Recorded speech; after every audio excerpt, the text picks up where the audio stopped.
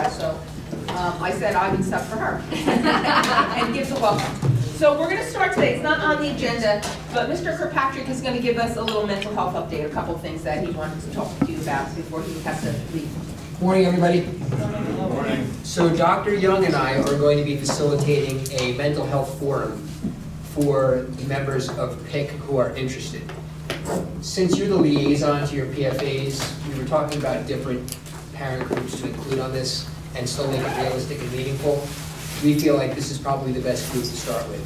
So what this is going to be, it's going to happen during the school day, probably up in this room, and we are going to talk about issues related to our students' mental health, what we're doing as a district. We're going to review the survey that we sent out. It's not going to be a question and answer, it's going to be more about talking about issues, listening to concerns, things like that. I'm going to hand out a sign-up sheet, and you can just, at the end when you're done, if you can just put it on that table. Your name, the school, grades of your children, your email address. So we're going to take a look at who's interested and decide how we're going to break it up if we need to have more than one meeting. But we're excited about the opportunity to do this. Could possibly turn into something that we do annually. It's going to be fluid initially, but going over those results I think will be really telling for all of you. And I just think it's a great opportunity. So if you're interested, put your name on it. We will be in touch and we'll let you know when that's going to begin.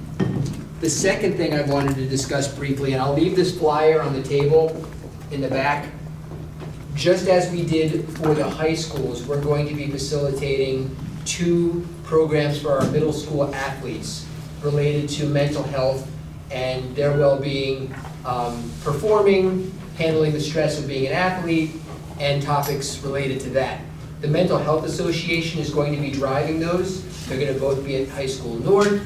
They are going to be a maximum of 30 students plus their parents at each session. So if you know someone in the middle schools, or if you're a middle school parent yourself and you're interested, please make sure you sign up.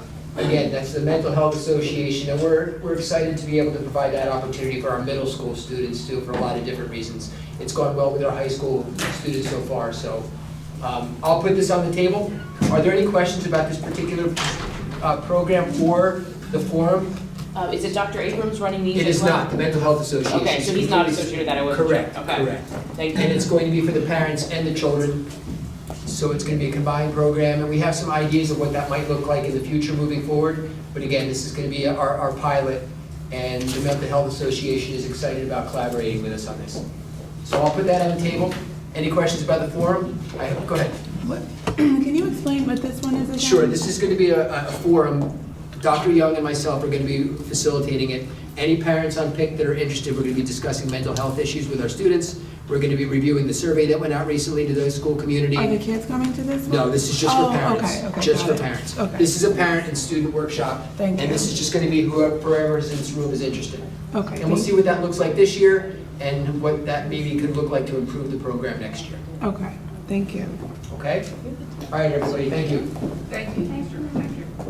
All right. Now, Mr. Suyak is going to do a demonstration of our new district website. Morning. I was asked to speak to you about our new website that went live last week. We publicly unveiled it at our board meeting last Tuesday night, and it went live on Wednesday. I'm going to show you, explain some of the processes we did when we built the site, and also some of the entrances to the website. So, if you haven't seen it yet, this is our new district website. First thing you'll notice, the look we were looking for was a clean, very organized, very neat site. This process actually started last summer, where we started reviewing our site and realizing that we had a lot of issues with our site. We had some stale links, we had some stale content, some dead data. That alongside the fact that we had to make sure that our site was not going to be completely ADA compliant. And what that means is the site and everything on the site need to include ADA compliance, which is every link, certain colors, every video, every picture, every document. So in our site's pretty significant, a lot of content, and so there's a lot of items that we have to go through. So with that review and the ADA compliance issue, we realized our best bet was to start to build a site from scratch, from the ground up, to try to convert our existing site to match all those things we need to do, which is not going to be feasible. So we built a new site. All the content is fresh and new. All the content is also been gone through with EDA compliance checker, so we can ensure that it is. The template for the sites on all 17 sites, or 16 sites, is consistent. Each school does have their own personality because they have their own colors, they have their own logo. The way the templates works, the district has the district template, the elementaries have their template, and the secondaries have theirs because there's some different type of content. We tried also to follow what's called like the 2-3 click and 2-3 scroll mentality. If you remember the old site, you can scroll that first page probably 5, 6, 7 times and you never reach the bottom. Now, the main site and all school sites are pretty straightforward. You have your main page, which has access to all your information. If you scroll down one time, you have a mission statement, user announcements, and your calendars. And that's it. That's the whole site. The whole main page, I should say. Every page on the site also has, obviously, an easy way back to district home, has quick access to all schools, so you can easily access any school you want to, no longer trying to find it through the top left menu bar. Every page in the district also has 3 quick links. Students, parents, guardians, and staff. So regardless of what page you're on, students can access course selections, handbooks, clever sign-on. Parents can access PIC information, paraschool information, and staff has access to, I'm not sure why it's doing this, the stuff board has changed it, timesheets, and employee portal and such not. Back to my site. Like as mentioned earlier, it was all done trying to be neat and clean in 2 clicks. If you click our district, you have easy access to administration. Has a lot of information, administration information and contact information. Board of Ed has a board members. Easy access to, that's not a site, this is board work, active information. Let me use a mouse. See, I told you to replace this thing.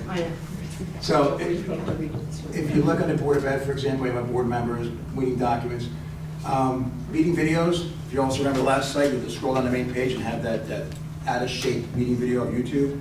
Now with these neat and organized, you can scroll down and easily open up for each year, and it'll collapse to the previous year.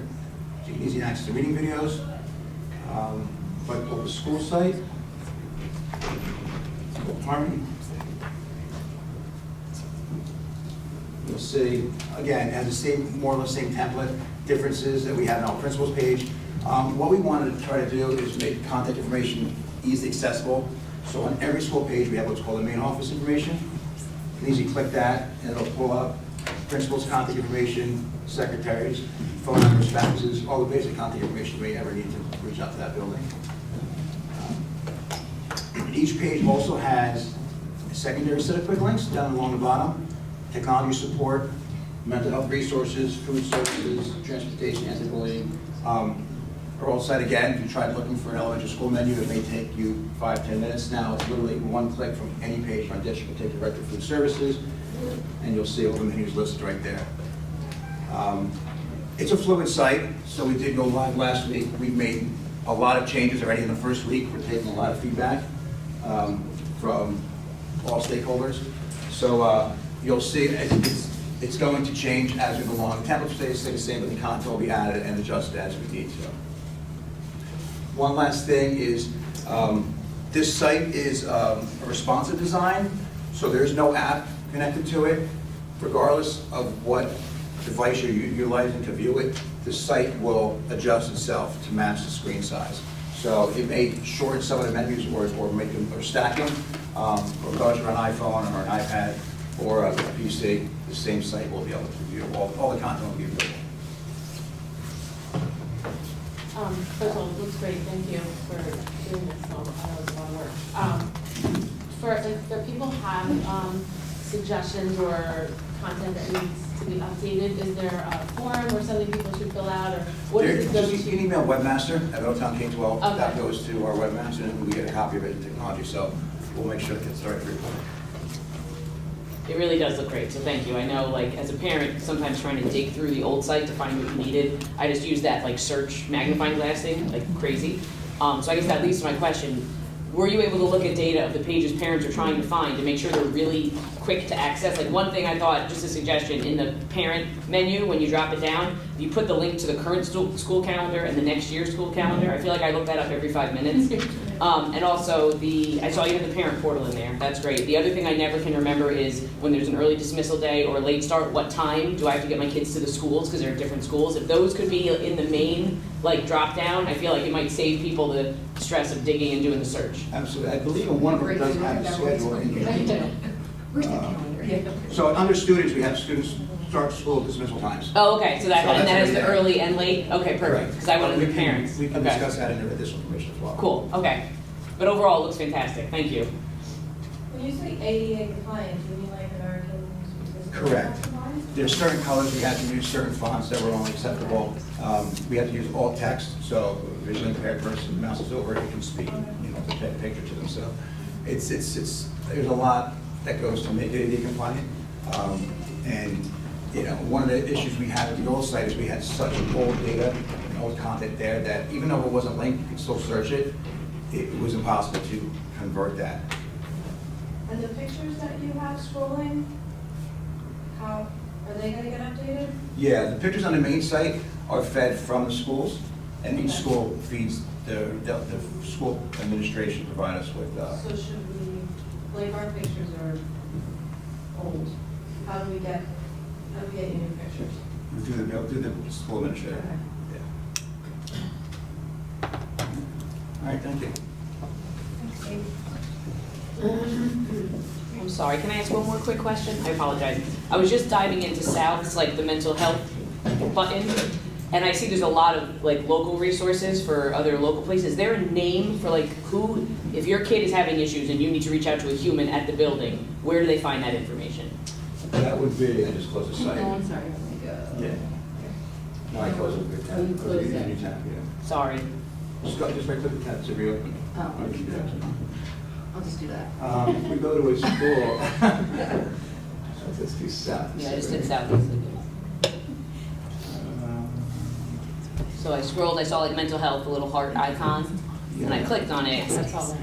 Yeah, ideally it would be if your kid is having an issue at South, here's the phone number of the person at South you should call, or either if their guidance person, whoever it would be. Just that if parents are starting to dig, they see that the local, the at-school resource before they see the Yeah, we community can ones. discuss putting sun up there. Okay, I think that would be helpful for folks. Thank you.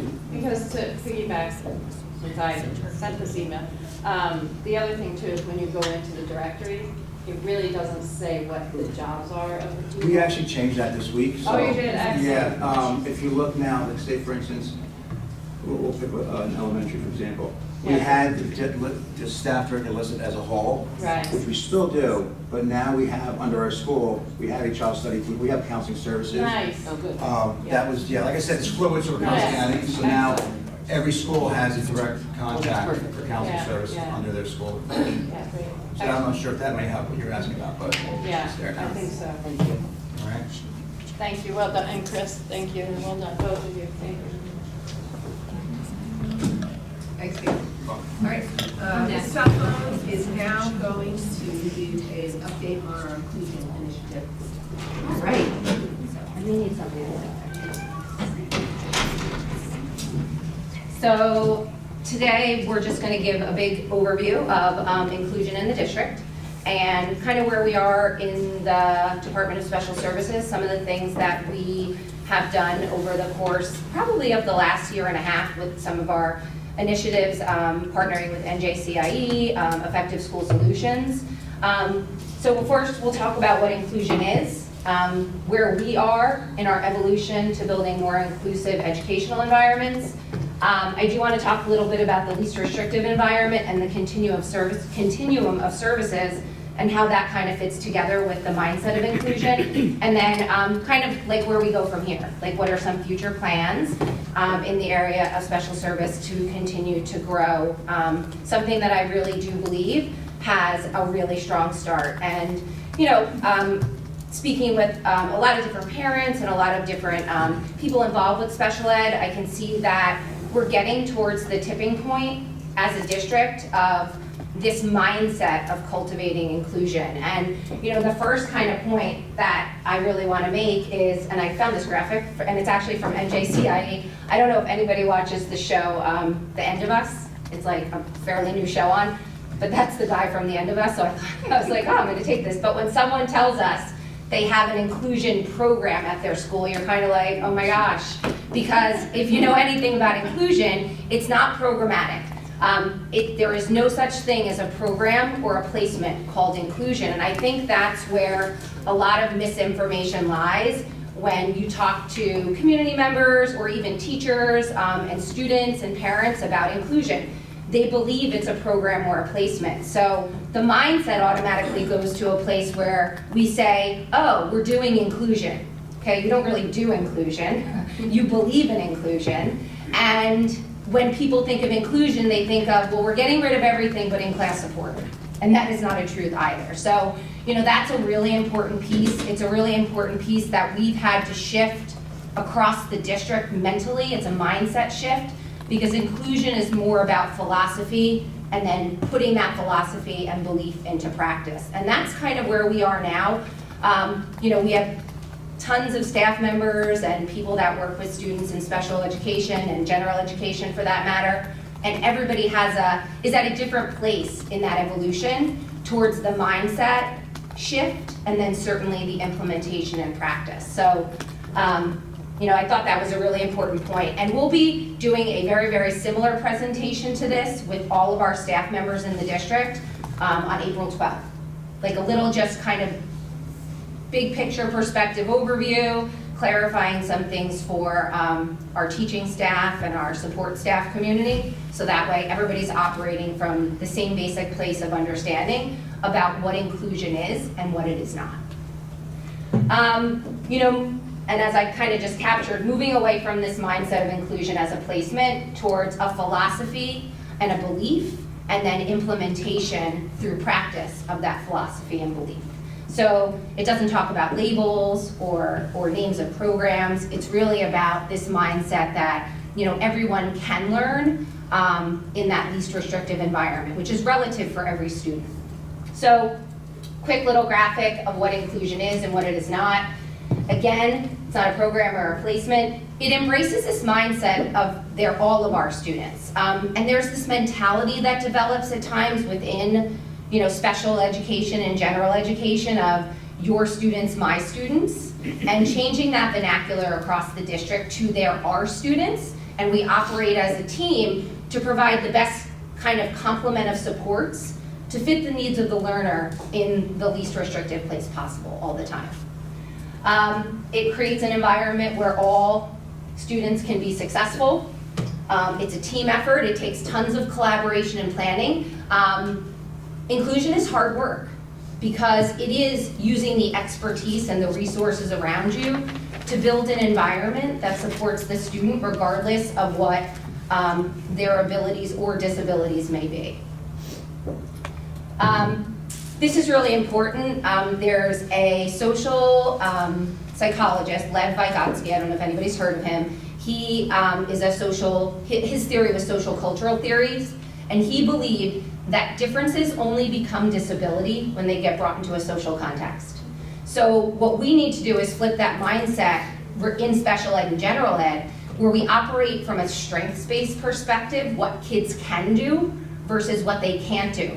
Because we've almost, through our vernacular and through that belief in disability versus strength-based kind of mindset of, we've almost, you know, we've not done ourselves a service in supporting our students who may have, you know, needs that stand outside the norm. So taking, you know, how this affects inclusion, it's really moving from a deficit-based approach to a strength-based approach. And what can kids do in the classroom? What are their strengths? And how do we capitalize on those strengths to make them successful in that least restrictive environment? And again, inclusion creates an environment where all students are valued members of the school community. Inclusion is not a sometime endeavor. It's like an all-the-time endeavor. It's not a place you go. It's not, we're gonna do inclusion for 40 minutes a day. Inclusion is a mindset, it's a mentality. And again, there's too much emphasis placed on deficit and not enough on strength. So flipping that mindset helps us to change that philosophy towards more inclusive learning environments. So when we look at the continuum of services and we talk about least restrictive environment, we're always looking to put the student in the placement where they can be most successful with a structured set of supports. And our goal is to always afford the most social integration with typical peers, right, for a lot of reasons. There is tons of research that shows that inclusion, when done well, really has academic and social benefits for both general education and special education students. That is undenied in tons and tons of research. But I caveat that with it has to be done well. And that being done well in practice really comes from, number one, the change in mindset, and number two, the supports that we put in place for our teaching staff members to become well-versed in inclusive practices, and also the resources that we afford that teachers and other staff members have at their disposal to support kids in those inclusive environments. So as we, sorry Pat, can you go back? So as we look at the continuum of services, we have our regular general ed classroom settings all the way up to our housebound or homebound or hospital situations, residential schools, separate schools. And as you can see, we want fewer kids in those most restrictive places, right? And we want the most kids to be in those least restrictive environments. And you know, there's, as I said in the beginning, this mindset oftentimes with inclusion is that we're getting rid of pieces of this continuum, right? Like, we're not gonna have BD anymore. We're not gonna have resource rooms anymore. We're not gonna send kids out of district. And that's just not the case. The continuum exists regardless. It's finding the place in the continuum that best serves the needs of the students in the least restrictive place. And the more supports and the more education you can provide for your staff to have inclusion done well, the more children you'll have that have success in those least restrictive environments. So, you know, when we look to really kind of change mindset, we also ask our teachers to consider questions related to their students of, like, is this really the least restrictive place? And can we, if we structure a series of supports, have them be successful in maybe the regular or the general ed classroom with supports, or in a resource placement instead of an LLD, or in an LLD versus an out-of-district placement. So when we look at that continuum, we talk about inclusion. Inclusion does not mean that we get rid of any pieces of this continuum. We just really, really critically see and look and examine and make sure we're always trying to put students in the least restrictive place where they can be successful. So our biggest catalyst for kind of this mindset shift has been our partnership with NJCIE, which is the New Jersey Coalition for Inclusive Education. This is a snapshot of all the things that are currently going on with NJCIE. We have 2 schools, Harmony and Leonardo Grade School, who are in year 3 of a partnership with them for an integrated grant. We have Bayview, well, actually Harmony's the integrated pre-K grant, Leonardo's the K-5 systemic grant, year 3. Bayview's in year 2 of the K-5 systemic grant. River Plaza, Harmony, New Monmouth, Lincroft, Ocean, Village, Fairview, and Nutswamp are all working with NJCIE through a consultative coaching model, where we have a partnership with them where they come in and do job-embedded professional development for our staff members on a regular basis. They'll do presentations, they'll come in and co-plan with teachers, they'll go into classrooms and observe and give suggested feedback for how to improve some of the inclusive practices that are taking place in real time with students that they're currently servicing. Our middle schools, we also have a consultative coaching support relationship with them, where we are trying to support some of our elective areas. Our focus this year has been on world language teachers, because oftentimes we have students who have some educational needs that exist in those world language classes, and because it's very language-based and they're often struggling in English, there, is a disconnect when they go into a world language classroom, and our world language teachers can now gain support from a special education teacher and NJCIE to modify work, to try different instructional practices and strategies that they might not have been exposed to previously. So that is where we started in the middle school, and also with the consultative coaching support for in-class consultation for science and social studies. So we have one of our least restrictive placements is an in-class support model, where we have a special education teacher pushing in the classroom to support, all students in the room, but particularly students that may have an IEP. And, oftentimes students in that type of environment may not need a teacher there all the time. That teacher though, the gen ed teacher, may need some consultative support from an expert in the special education field to help modify or accommodate the student in the room. So that has been going really well at the middle school level for science and social studies when appropriate. And that model does not mean that all science and social studies classes go to ICC. It means that when appropriate, and we have students that that's the least restrictive environment for, that would be a model that we would support. So it's kind of that intermediary step between no support and having a teacher in the classroom for students that may need some additional accommodations and modifications. Our high schools, the last thing is the consultative coaching support. We started with our math departments in both high schools. Brian Dorgan is working with Dan Kushner on having NJCIE work with our math departments for a similar type of scenario, where they are really getting some eye-opening information about what inclusive classrooms look like. So across the district, we have various special class programs which are part of that continuum. So here is where our current special class programs are housed, just kind of a big picture snapshot. We have our 3 behavioral disabilities programs, one at River Plaza for our upper elementary students, Thorne Middle School, and High School North. We have LLD, Language Learning Disabilities Classroom, in the schools listed there. We have quite a few of those, across the district. We have our multiply disabled programs at Bayview, Thorne, and High School South. And we also have our adult transition program at High School South. We have autism classes at New Monmouth, Bayshore, High School South, and we have our Tier 3 ESS support at Ocean Avenue, soon to be Lincroft. We just signed an extension partnership agreement with them for Lincroft, Thorne, and High School North.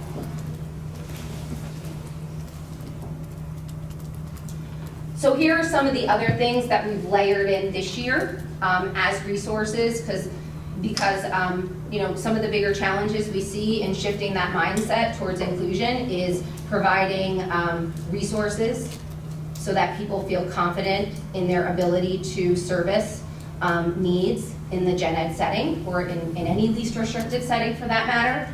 So this year we've added 12 registered behavior technicians, RBTs. They have to have specialty training in order to work with some of our more behaviorally challenged students. We have 2 board certified behavior analysts on staff, and we have 1 board certified behavior assistant analysis, which is a BCABA. And then we have added this year 2 Tier 3 effective school solutions partnerships for programs at Ocean Avenue and Lincroft for some of our behaviorally challenged kids. And I just wanted to talk about that program for a little bit. So we recognized this year that there was an increased need at our primary grade levels of students that were exhibiting challenging behaviors. So, and that was widespread across the district. And, it's a product of the times, I think, that we faced. We've had disruption of school. Kids at that young age have had limited school experience. So there's adjustments that have to take place, and certainly kids need the gift of time. But in the interim, we have to worry about, number 1, supporting kids that do have these challenging behaviors, but secondly, also making sure that we're paying attention to the environments where these students exist, because not only is it impactful to the student with a challenging behavior, but it's impactful to those in that classroom. So we're creatively trying to come up with some solutions to this because the research doesn't point in the direction that putting primary age students in a behavioral disabilities classroom is a good solve. It really does not support growth. It limits their peer interactions with positive role models, and certainly sets the stage for what I believe, and I think the research points to, a destiny of being placed in BD environments. So what we did instead was we partnered with ESS because many of these students need some type of therapeutic support that, we're not clinicians, right? We're school-based mental health workers, school psychologists, SBSSs, guidance counselors, but often our students at the elementary, primary grade levels have some type of psychiatric need that a clinician, really needs to be providing. So ESS provides that tier 3 clinician support in the school setting during an embedded part of the student's day, and then also provides wraparound supports for the family, which is really important because that gives them access to community resources that they may not otherwise have such quick attachments with. So that includes anything from getting doctor's appointments, med management, outside therapies in the home. ESS is really the link between the school environment and what's being done here, and then also supporting the parents on the whole. However, that did not necessarily, that layer alone was not addressing some of the situations we were seeing in our classrooms.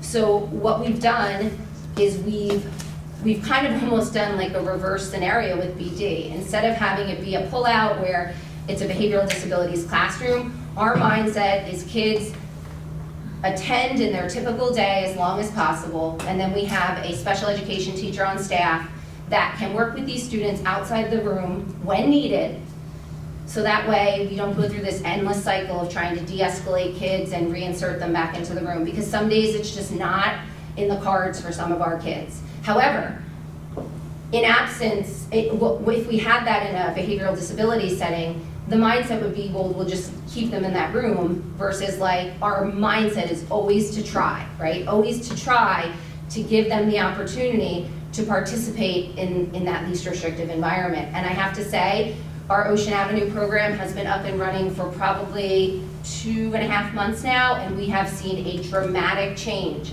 in the number of events, restraint events, fit to return events, disruptions to classrooms. We have kids that have formed social relationships with others in their grade level. So it's really, really refreshing to see, and we did it without putting in a K-2 BD program. So to me, like that is something that's extremely positive, so much so that we're mimicking that in Link Rock, so that way we have that same type of service on both sides of town. So we just feel like it is going to be something that we think will help us in the future when we do get students that come to us, maybe not ready for school, maybe with some, any other kinds of situations when they're that young, where sometimes they just need a little more time and a little more support, and they can be successful long-term outside of those behavioral disability settings. So what are some of our keys? Because we can all believe in inclusion, like it's easy to believe in something, but how do we translate that into practice? And some of the biggest preventers for this happening is that we have to educate, which is what we're doing here today.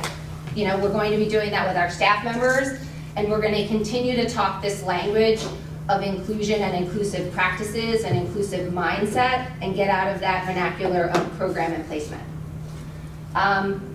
Ongoing professional learning. Oftentimes, it can seem or appear that staff may be resistant to inclusion because they have that mine versus yours mentality, and it does not come from a place of not wanting. It comes from a place of not knowing how, especially when we have some of our more challenging behaviors and our more challenging, other disabilities that we may see present in the classroom. So we have to really arm our staff with the tools so they can feel confident in delivering instruction to students that have needs. And then the last piece, which we've started to do more and more with our RBTs, our BCBAs, our ESS services, just thinking of what structures, resources, and materials do we need to have in place in order to provide the right complement of tools to be able to always put students in that least restrictive environment. Because it's great to say we're going to put them there, but if the tools and resources to meet their needs don't exist, that just becomes a placement, and usually it's a really unsuccessful placement. So for us, what's our future and what are some of the things that we're going to be looking to do within the next year, year and a half? Continuation and expansion of our work with NJCIE. We want to get more at the middle school and high school level up and running. We're tackling that by department. So with our world language and our math, science and social studies for those ICC partnerships. We also just went on a information session the other day with Rutgers University and the Boggs Center for Developmental Disabilities to try to apply for a 3-year grant project with these two organizations for positive behavioral support intervention and supports, which is fairly well known. It is really a philosophy again of proactively trying to implement things within your school structures that prevent behaviors and intervene before we get to the point of needing some type of escalated support at a tier 2 or tier 3 level. It is a shift, right? It's heading things off at the pass and being proactive versus reacting to behaviors and other situations that might occur. So this is something that the research, again, demonstrates that it can be extremely beneficial, not only for every student, because this is something that every student would benefit from, but it can serve some of our students with behavioral disabilities, in a really strong way. So we're looking for a few of our schools to start that partnership for next year. We are continuing to grow our high school adult transition program. We had that approved, I believe it was 2 board agendas ago, where we have our adult transition program at High School South, formally recognized from the Department of Education. We will be adding a second teacher to that next year to split that group into 2 tracks based on need, and this is really post-secondary type of stuff, but it does exist and is housed at High School South, and Mr. Dorgan oversees that program. The growth of our Pathfinders program. So we named this program at Ocean Avenue and Lincroft Pathfinders. We applied for the program to be recognized by the Department of Ed, Special Services, so we had to give it a name, and this was the name that the group that has been working with landed on. We chose Pathfinders because it's really about kids that are young finding their way. So, that's why we called it that. Another piece is the implementation of DIBELS 8 as a universal screener. This is something that sits on the curriculum side, but it's important for special ed because it is an early warning system for literacy deficits. So we will be expanding that to all K-2 students next year. We're doing it in 2 of our elementary schools right now, Harmony and Fairview. We're going to be expanding our ICC model, which is that in-class consultative support when appropriate at the middle and elementary schools. Middle school, we're looking to add more grade levels. We started it out with 6th grade last year in some buildings. We're looking to add in at least another grade level, maybe not all 3 grade levels if we can pull it off based on the schedule, at all 3 middle schools, and elementary schools for upper elementary. Because right now, our science and social studies classes at the elementary school are unsupported. So this in-class consultative model will give teachers who are instructing those students in science and social studies access to a special ed teacher that can support the instructional components for the students that are in those classrooms. We're going to be having a de-escalation professional learning development for all staff members that it's appropriate for. It's not going to be everybody in the district. We're going to start with teachers that have some challenging behaviors this year because as general education teachers, they are not schooled in strategies of de-escalation, and often our special ed teachers aren't either. So we feel it's necessary to give everybody access to that resource so that way you could get a challenging kid any year. And you could get a challenging kid today, and that kid is not challenging tomorrow. So we feel like this is a really, really important piece of the puzzle for us in helping to grow the capacity of our teachers to be able to, address some of these behaviors that we're seeing more and more of. We are also expanding our staff members that are trained in multisensory reading instruction. For example, Orton Gillingham, we're looking for as many teachers, and we're kind of trying to chip away at all the elementary schools. Orton Gillingham is a program, is a practice and philosophy of literacy instruction. It's really early phonics instruction that focuses on multisensory components, brain-body connection, and this training is a good one because you can really integrate this into any kind of program that you would be using, whether it's a special ed program, a gen ed program, foundations, readers and writers workshop, because it's about the philosophy of using multisensory education to support students in encumbering early phonics skills. And then again, growing resources and materials really that are our special educators can use. For instance, below-level reading material for teachers that may have students in a gen ed setting that they want to support. Manipulatives, it kind of runs the gamut on materials and certainly resources, meaning both human capacity, like we've done with our RBTs and our BCBAs, but also, other resources such as access to professional development. So that's kind of it. We're really excited about where we are in special ed right now. I think that, like I said, I think we're right at the precipice of that tipping point, meaning I think you get to a place and it becomes more of the way than not the way. And I think we're right there, I really, really do. So many good things going on. So that's it. Yes? Good question. The Pathfinder thing sounds really, really interesting, and I'm almost seeing how it could just be applied in an ideal world across the district, every single classroom. You have at least 2 teachers so that every kid starts all together, and then as things change throughout the day, and some kids may need some extra supports, they kind of slowly move over to the side.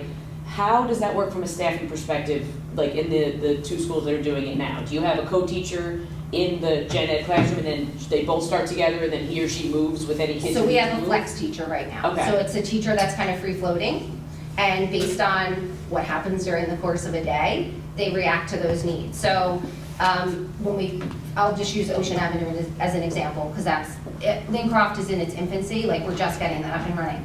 So Ocean Avenue, that teacher started out with having kids in, having them in almost like a pull-out setting for a lot of the day. Over the last couple of weeks, she's been pushing into a room that has 2 identified students in it and has been there all day with them because they're able to attend. So it really is, it's a free-floating special ed staff member that we also made sure this individual had a background in behavior. Okay. So they could attend to kind of a lot of different needs. So when a student has a situation, typically what will happen is an RBT, a BCBA, our ESS clinician responds to that situation. There's a de-escalation process that takes place.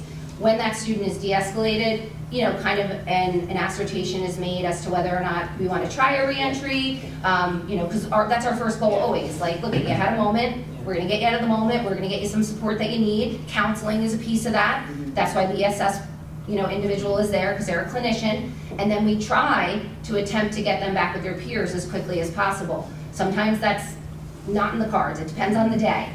We've had situations where kids have been able to re-enter right away, sometimes it takes a couple of tries, but if they can't go back in, then that special educator is now working with multiple students, potentially, at multiple From grade different, levels. starting classrooms. Yeah. So it's not like the special education co-teacher is I'm with Mrs. Jones all day, and No. only as Mrs. No. Jones kids No. need support do I leave. No. Okay. So that's more of a full inclusive, that's a full inclusive model in the Okay. sense of I partner you with a special ed teacher all day long, Yeah. the whole day, and we just work in tandem. We're trying to be creative too with how we're framing this in IEPs because, there's a legal component involved. Mm-hmm. So a lot of this stuff, it's not pull out, it's just supplemental support, and we're just, moving it to a different location temporarily. Okay. Versus the other way, would have been they're a BD student in a BD classroom, and it becomes really, we see less attempt at pushing kids into inclusive environments when you start from a place of the most restrictive. Yeah, and then obviously the other children don't know that kid if they're Correct. never there. So Correct. it's not gonna take well. Yeah, so it's really, the benefits are definitely there. You know, Cindy Wilson sends me like some snapshots and some videos, and the other day there were a couple kids playing in the hallway with balls and like having positive social interactions, whereas like, you know, a few months ago, those kids were, you know, unable, you know, to attend to anything, and certainly couldn't interact with their peers in a positive way. So, I mean, it has definitely been extraordinary over there, and that's, you know, that staff over there has just done a great job, and it was very unknown because we kind of created this, and they've really taken ownership of it, and all the pieces are, you know, functioning. We also, I didn't mention, we have a BCBA and RBT that have been there since the inception, working with the teachers and the students, so that way, you know, they can start to apply some of those behavioral techniques in the moment. And I'm assuming I know the answer, but are there any public school districts, to your knowledge, who have been able to implement the one-to-one model where you have like a special education, specially trained teacher partnered with the gen ed teacher, and they're always together and all, like, is that Small just pie in the places, sky? small places. Okay. Because it's hard to scale, Yeah. right? Yeah, so I'll say, in my previous district, I was small, 250 kids, K to 8. One section at every grade level was co-taught for the whole day. Okay. But I could Yeah. scale it, like, Yeah. that's unrealistic in a big place. I mean, we're trying to move there. Okay. So next year, we believe for the first year ever, and I'm sure that many of you with special ed students will appreciate this, we're gonna support writing. So the literacy will be supported both in reading and in writing, so we're extending the literacy time for support, and we're also increasing the number of kindergarten minutes that get supported. So, you know, we're trying to crawl to that place, and it does come down to like what you can scale. I think there's opportunity maybe for some of that to happen eventually, but we really have to figure out then who are the right students for that room. Because not every kid needs a full day of support, right? And I think just from when we talk about in-class resource, and I don't know the legalities of what goes in an IEP in-class resource versus a consultative model. But for me, with a child that is currently an in-class resource, the most important thing is the planning component. So whether the teacher is there or not, and some of these kids, like my daughter has a para, if you have the planning done, whether the teacher is in the class or not at that particular moment, it can be executed. Right, Yeah. and that's what that consultative model really capitalizes on, this fact that like, listen, I don't need the teacher next to me all day long, Yeah. but my work may need to be modified, or I may need to have text that I can handle, or I may need to listen to a book on tape, or tape. I'm dating myself. I'm really not that old. Yeah. I say that to my kids now, what's a tape? But, you know, like, so that can work, but like, our gen ed teachers aren't versed to think like that, so they need that consultative model, so those suggestions can be made, and that way the teacher and the parent can carry that out in the classroom. And sometimes there's not even a parent, it depends. Every situation is unique. Is there special grant money, either from federally or state, just to kind of pilot programs like this that could become models, not just for our district, but across the state, across the country? So we're being creative, I mean, we get IDEA money, so like, we're trying to offset as much of this cost as possible through other channels, because the reality is, if you put things like this in place, you save on your out-of-district placements. Yeah. Like, that's just the reality, and this is much less expensive than out-of-district placements. So, you know, it's a creative way to have a little bit of the best of all of it in one place, and it's, again, bringing together those resources in a really strategic and intentional way, and then supporting staff members in utilizing those resources and implementing things along the way, and so far it's been going well. But I agree with you. I think it's a model that can be mimicked. I really, really do. Is there any way some of the grant money could be used for like teachers, gen ed teachers, to go for continuing education to up, like, because they are touching every part of this? Oh yeah, I mean, and it's not that pile of money, but we do have other federal grant monies that exist in Title II that is expressly for professional development. Okay. So, you know, that's it. Like, we have to continue to educate our staff members on, and certainly education has evolved significantly. You know, I mean, for most of our educators, unless they're brand new, things move so quickly, and the demographic of kids today has changed quite significantly, just as a product of the fact that they're growing up in a world that's much different than when many of our educators started. So that really is an important piece, because without that and the resources, inclusion is just in name. It really is. Just one other thing that I think is important to comment on, because I know, being friends with Vera, I've gleaned what you've taught me.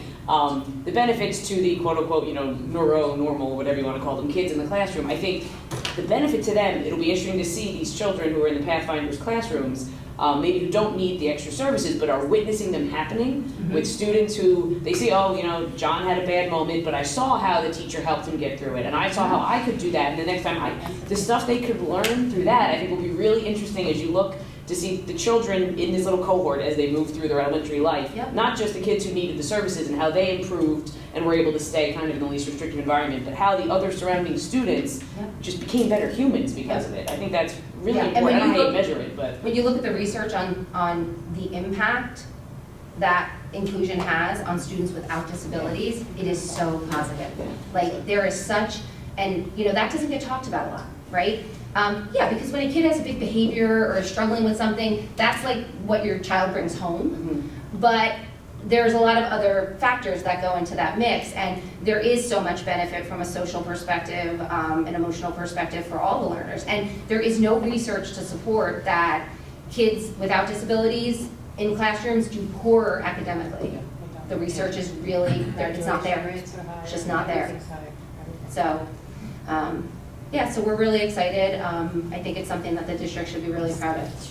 Just when my oldest, who's now 22, went through Thompson, the class sizes, she was my overachiever, and she went into all the honors classes, and I remember saying, oh my God, 30 in an honors class, Right. or whatever. But those were the kids that, were the go-getters, could handle the bigger class size. When my youngest went through Thompson, her in-class resource classes were now 30, and the honors classes were smaller. So and inevitably, you'd have one or two drop down to a resource room. Sure. And maybe the size of the class, because you not only have 30 kids, you have paras, you have a co-teacher, you have there's a lot going on in that room. And I guess my question is, I think the consultative model can help this. And we talked about PD for training educators, and I don't want to insult anybody, but for principals that set the schedules, is there any oversight on clustering or, helping kind of spread? It's funny that you say that. Okay. So we are really, pretty much tearing down every schedule we have in the district right now.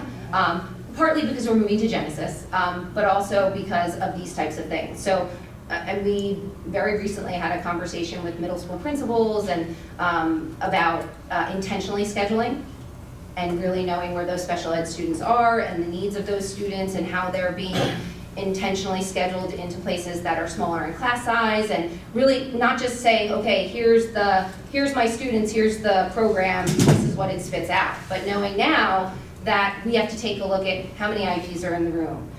What are those IEPs made up of? Are they behavioral challenges? Are they kids with specific learning disabilities? And really intentionally trying to place them in bundles or clusters that are going to be advantageous to not only the kids, but to staff, right? Because it has to be manageable. We have to be able to have our teachers that are working with these students be knowledgeable and intimately involved, and when you have tons of them in a room, it becomes very difficult to meet the needs. So that is something that we are doing at all 3 levels right now, and really promoting this the computer's going to do its job in framing out your placements for the most part based on requests. But now we need to go back in as the educators with expertise and knowledge of our students to be able to move these pieces to provide the best environments for our kids and for our staff members. So. And I only worry because if a teacher is put in a non-supported or a very difficult situation and things then go awry, then you have parents that don't believe in it. Sure, and absolutely. you have educators that don't believe in it, and you don't want that to happen. The only other comment I wanted to make, and I know I've talked to Brian Dorgan about this, one of the key things we were talking about social opportunities, and I would love to look at, and and I know Mr. Lawson is fully aware, coming from Thorne and going to South, but the environment at high school South, I don't know what it is, maybe because my daughter's not in self-contained in South, but it seems like I walked in the door and everybody's calling me who goes to South, but you have a lot of children that come from Thorne who have been on teams, cheer, track, go into, again, inclusion isn't all or nothing. Right. So they go into the specials, they go into gym, they go into all the other specials. They get to South, they're cut from teams. They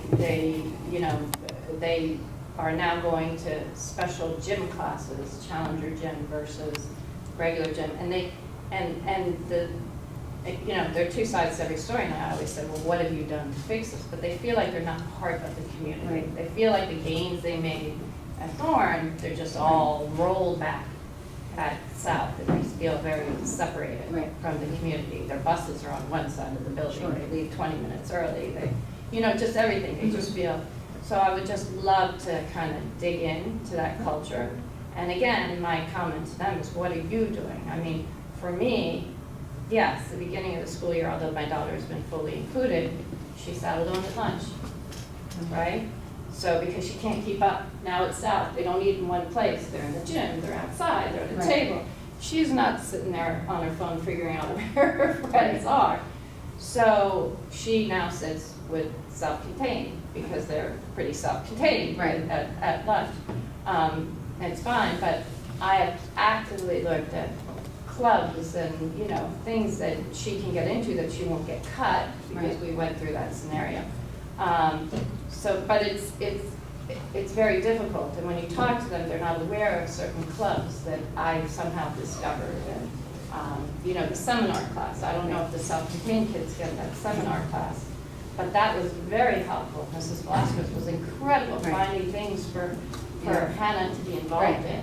So I just feel like that might be a great. Yeah, oh, absolutely. There's so much, to be honest with you, I sat in here and for a split second, I said, I wish I were starting over with her again, for a split second. For 1 second. Then you're like, oh. Because there's so many good things going on here, but there's so much more. Oh, absolutely. Yeah. This is like, we're at the tipping point, I believe, belief-wise, Yeah, right? I think we have lots of work to do still, but this is the farthest I've seen us come. Yeah. Because people are starting to not only talk about it, but believe it. And Well, believe it can work. and the data we're seeing, the percentages being included going up too. Yeah, so it's all really positive. But again, there's always gonna be pieces that are works in progress. Yeah. So that's it. That's all I have for that. But I'm put on the next item too. We're gonna do Yeah. the schedule, high school schedule. Yeah, and this is just more informational. So we wanted to share with you just some results of the student high school schedule survey. We surveyed the students the week of midterms because we felt like they would be a captive audience. Right, if you just send them the link and say do it, it's hit or miss. But we did get about 1,500 responses through that, so that was good. And our results demonstrate that our kids are really comfortable in the schedule that they're in. That was kind of resounding. About 62% of our students believed that the 80-minute block was beneficial to them. Another 9%-ish, 8% said they didn't care, so I kind of put them all together. So we'd say about 70% of the kids don't want to change, or don't care about a change. A lot of the comments were they like the ability to manage their work Yep. in the 80 block Yep. schedule. So 90% of the kids said that, which was solidly enough for us to say, we're just gonna leave it. So, that's where it stands. We felt like we did our due diligence in investigating. As we had shared previously, the teacher responses were kind of a little all over. Not real consensus there. Many expressed they wanted to change, not sure what that change would look like. But instead, we're gonna put our focus into how can we improve the experience, if it needs to be, in that 80-minute block. And look for creative and better ways to use the advisory. So those are gonna be our tackles versus changing the actual structure of the schedule. And that's it. That's all I have. Thank you. Middletown Friends of Different Learners. We have a meeting tonight, and then we meet with the administration next week, and that's about it.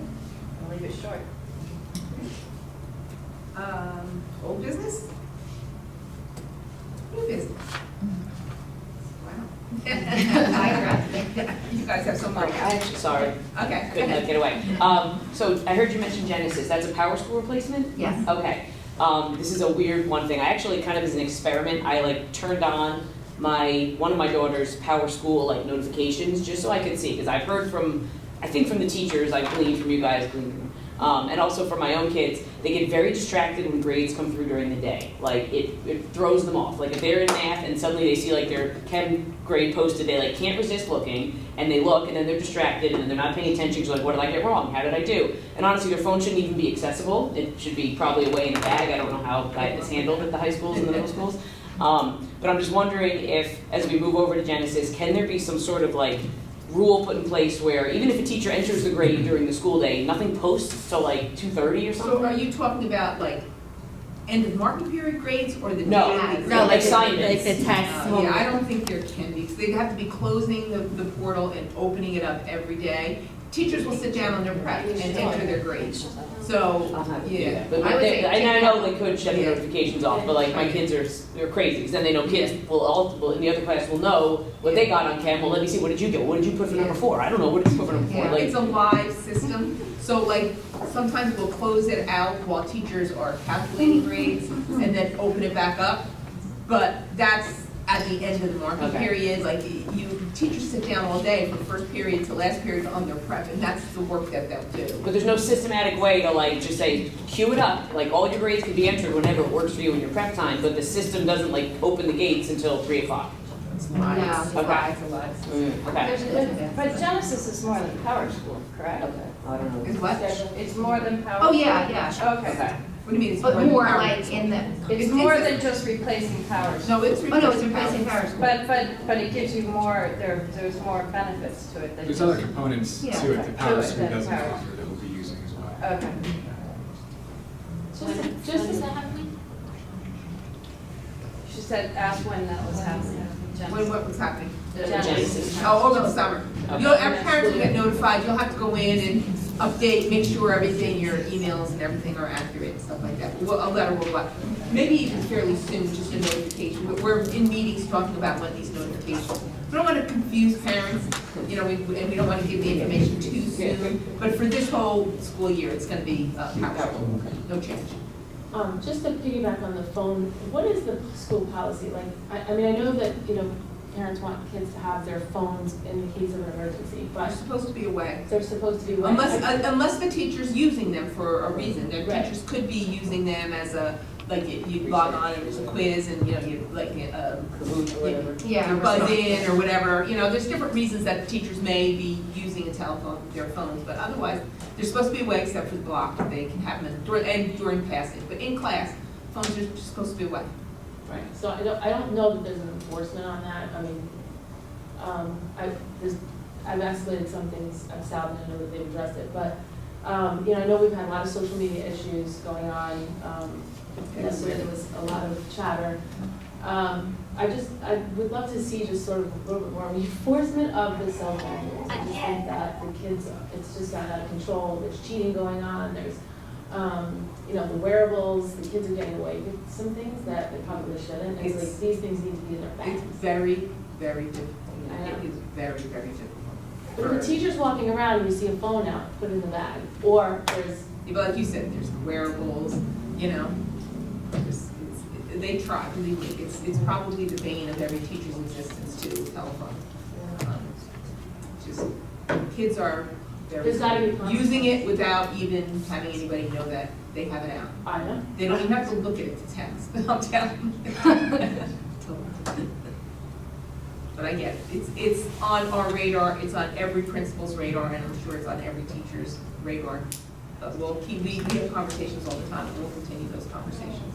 Is there something spelled out in the handbook or code of conduct if you are using your phone at school when you're not supposed to be? What's the Like, what's the repercussion? consequence?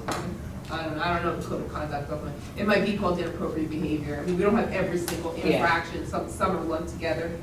But I think there was an inappropriate use of, There's something in there, inappropriate use of cell phone. yeah, there is, I thought there was something. There's incremental consequences for that, in the code. Are they strong enough, the consequences? Like, I'm wondering if there's enough of a deterrent to actually get the kids. You may, you know, a couple of kids actually get the consequence, the rest of them might start following, I don't know. But we can't set examples with kids. You know, the consequence has to be to the level of the infraction. You know what I mean? We can't just say, well, we caught you, so you're gonna be our example. Mhm. So unfortunately, Yeah, Mr. Cullen, you know, it battles with this Every daily. day, yeah. Videos taken, and you all know, you've probably all seen videos out there of things. It's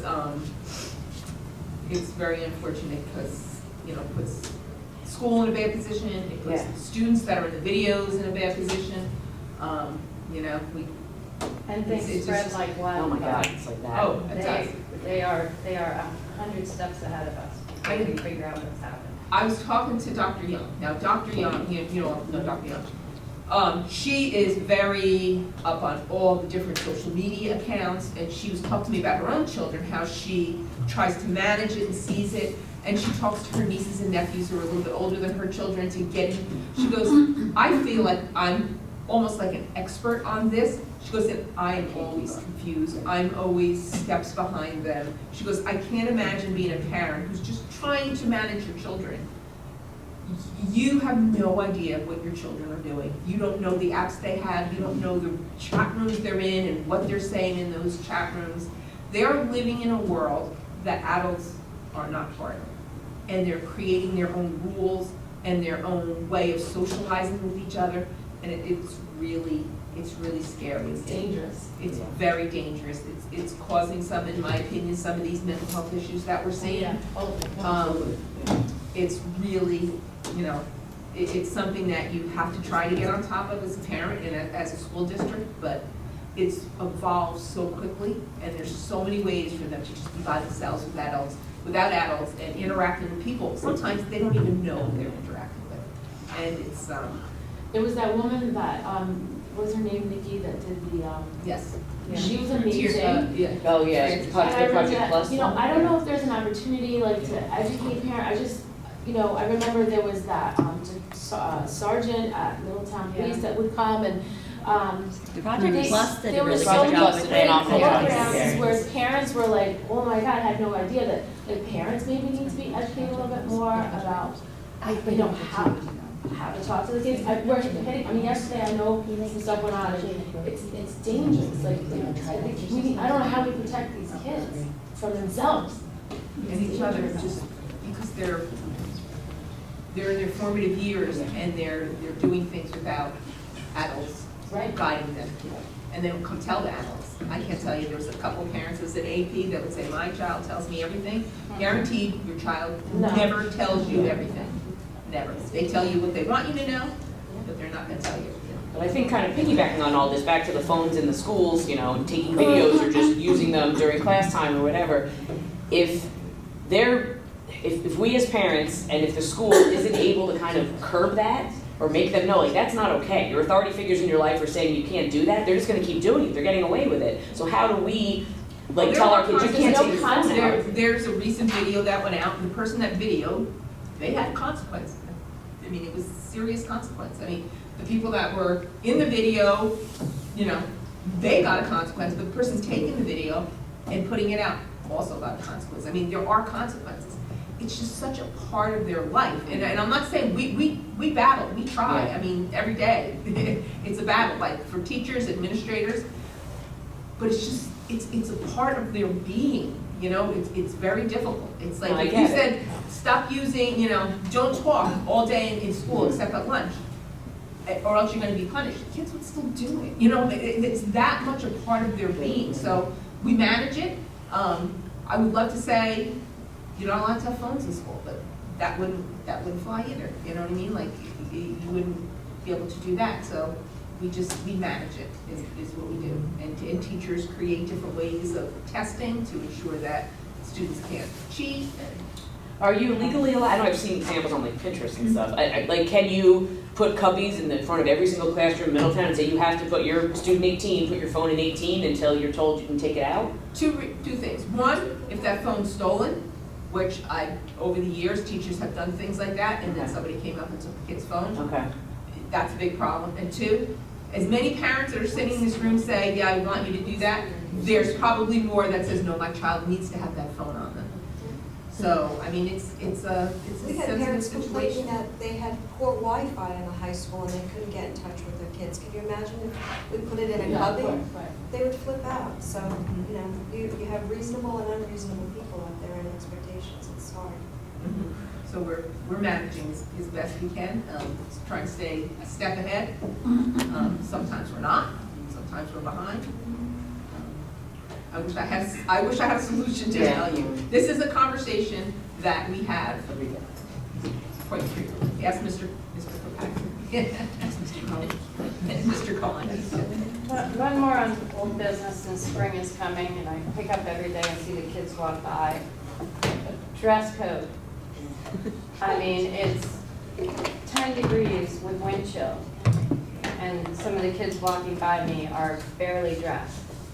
I mean, are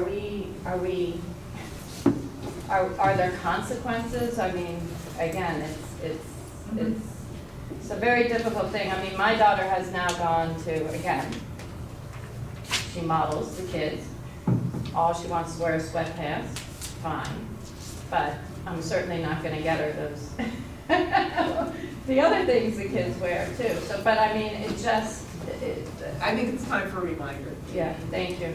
To your point, as spring starts, it's not gonna get better. So much trouble. Sorry. No, it's okay. I'll just have to tell them, put more clothes on, that's all. Yeah.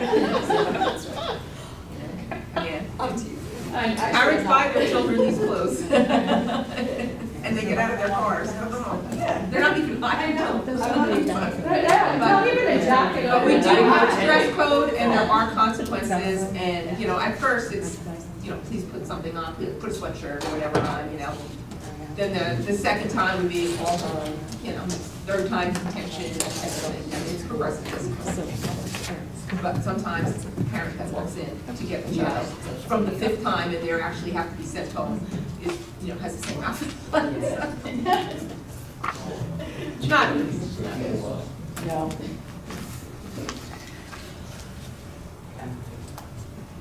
You good? Okay. I think that's it. Thank you.